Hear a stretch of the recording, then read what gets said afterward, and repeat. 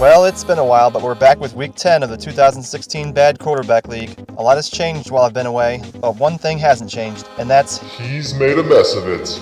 Wade Wilson, who has zero memes, so I had to make one for him, was just about the only player to leave a high-scoring team on the bench this week. Everyone else had a stellar week, except for Tim Tebow time. Emphasis on that last word, time, as it seems he's running out of it. With 7 weeks left, Tim Tebow time is now 100 points down in the relegation zone, and I'm tempted to call his move to the Turbush League a lock right now. As has been all season, Banner Relegation Watch 2016 continues to delight. Spurgeon has been singing Bon Jovi all week as his 1-point lead over 7th is living on a prayer. He's been fortunate that Wade Wilson and Cleo Lemon keep flirting with 7th place for him. But how much longer until the relegation zone finally circles yes to the question, will you go on a date with me? And now to the weekly standings, brought to you by, well, looky here. It's none other than Jamarcus Russell's bench. Its hypothetical score of 363 easily puts it in first place in the Kirsch League thanks to Jar Jar Marcus's not starting Chicago or Sucksonville. Now that the bye weeks have passed, the bench should be looking forward to more points. Alright, now on to the real standings. Kelly Moore took a week off last week, both literally and in the league,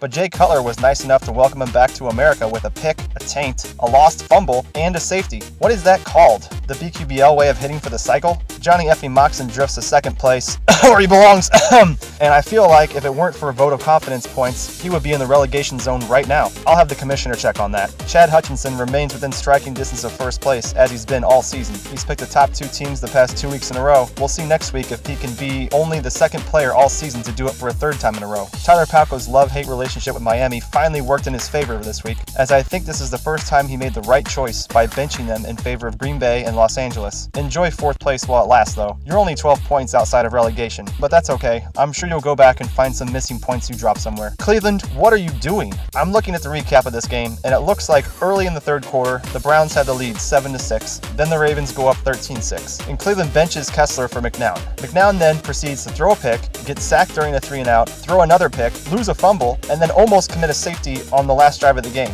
Bravo, Cleo Lemon, if you predicted that shit show to happen. Bravo. Spurgeon TSSS win has had one of those weeks where you sit back, don't do anything, and still end up with the 3rd highest score of the week. His big week 10 was needed during a time when it seems like everyone wants to be on relegation watch. I've already talked about Wade Wilson's blunder of starting New Orleans over San Diego, but it could have been worse had he picked Tennessee. He's only a point behind 6th, and despite this week's mess, he's had the most consistent last 4 weeks in the league, scoring at least 34 points since week 7. Tim Tebow time should be getting worried that Russell Wilson is getting healthier, although he only needs to pick Seattle once more.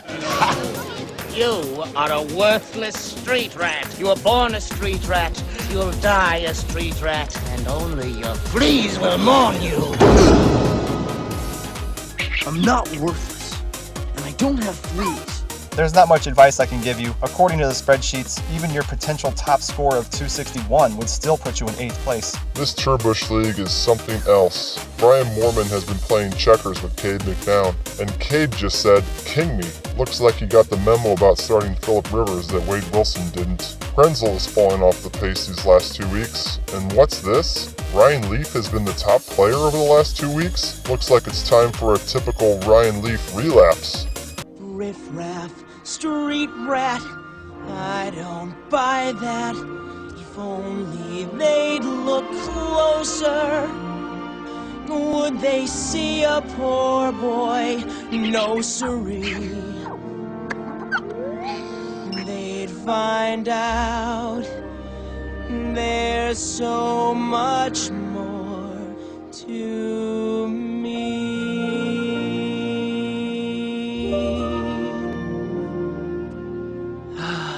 Someday, Abu, things are gonna change.